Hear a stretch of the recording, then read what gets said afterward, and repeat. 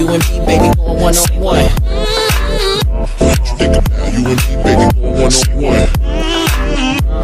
Think about you and me, baby, going one on one. Think about you and me, baby, going one on one. Think about you and me, baby, going one on one. Think about you and me, baby, going one on one. Think about you and me, baby, going one on one. Think about you and me, baby, going one on one. Hey guys, this is Amy from Dub Selekta and Hi on Beats, and I'm sitting here chatting with Kastle. Hello. And we are here in beautiful Vancouver, BC for the second of your 3 BC dates. Yes. I want to ask how your tour's been going so far, because you've had some international travels, I understand. Yeah. Well, I did like a 3-month-long tour called the Stay Forever Tour. It kind of spread out from October, November, and December. Did like 2 months in North America, and then I did like a week and a half to 2 weeks in Australia and New Zealand. Nice. So it was absolutely fantastic. Do you find your music is perceived differently in other countries like Australia versus here? Kind of, yeah. I think Australia and New Zealand, they're always really forward thinking, like on their radios and stuff. Like, I think, well, I mean, in America everything's like clear channel. It's all very playlisted, you know. So you don't hear a lot of like electronic music. But over there, for even years ago, like you just turn on the radio and it's drum and bass, or like they're playing dubstep. You know, early on, kind of like, you know, being in London, you would just hear it everywhere. Pirate radio. But yeah, so yeah, the shows over there, I think I definitely was able to go a little even deeper than some places in America, but that's changed a lot in America too. You know, all the American stops were all super positive. People were really into it. So nice, that's awesome. Now I want to ask you about label work with Symbols. I know that in everything you do, you've had a chance to kind of start the label up, and I'm curious what your vision was for the label and what your motivation behind starting one was. I kind of conceptualized the label when I was on tour with 12 Planet. Just spent a lot of the tour, the bus time, like, you know, getting ideas together, and I mainly made it because I was kind of having a hard time placing my music with other labels. Like, you know, there's labels interested, but I just didn't feel like they were super excited, or they didn't understand what I wanted and what I was going for. So that's, you know, I just decided to create my own world, and that's exactly what Symbols is. Like, both visually and you know, music-wise, it's very much our own little world, and every artist is unique in its own way, and I think it's a lot of music that doesn't fit anywhere else, and that's kind of like our thing. It's like music that doesn't fit anywhere else. So would that be like a determining factor for someone if you're bringing them onto the label? Like, what kind of quality do you look for? I mean, I said early on with the label, the feeling is the genre. You know, it's like, it's not a garage label, it's not a dubstep label, it's not a house label, but it's like all these things. And I think, you know, at the bottom, at the core of, you know, everything, like, music is about a feeling. So that's what I focus on with the label. It's like when I decide to sign something, it's because I felt a certain way about it, like a way that I just couldn't deny, you know. Spoke something in you. Yeah.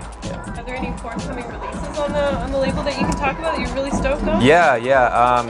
We had a really strong like opening. Like, we were releasing every 3 weeks. Like, I think since we launched in June of 2012 and up till the new year, we had like 14 releases. So it was pretty intense. Yeah. But so things have slowed down a little bit while I'm working on my album. But I've got this artist Phil Garous from Moscow, Russia. He's coming out next month in February, and it's crazy. It's like 90 to 100 BPM. Like, I don't know how to describe it. It's like electro funk. Like, he's a classical pianist, so it's like the bass lines are literally him. Just like, you could just hear him like using up the whole stretch of the keys, so it's really cool.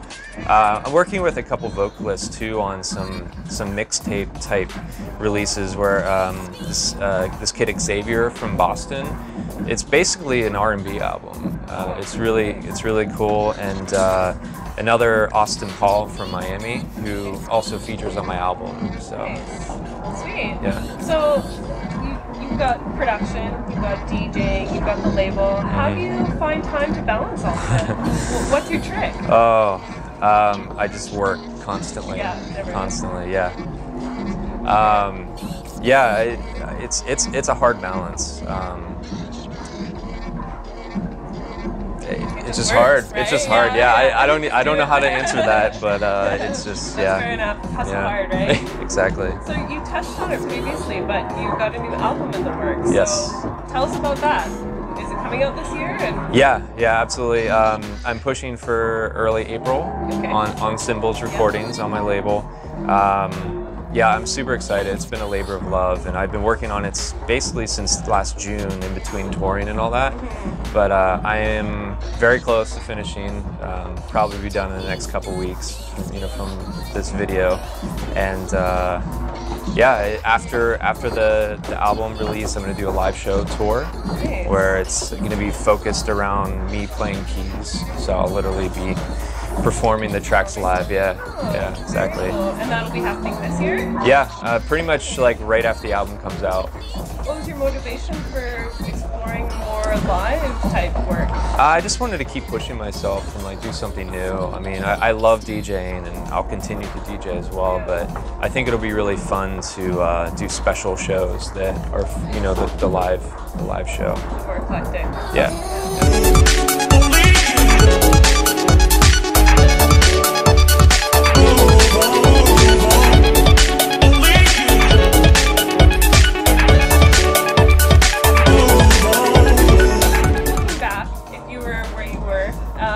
What advice would you give to someone that's up and coming that is just trying to break into the community?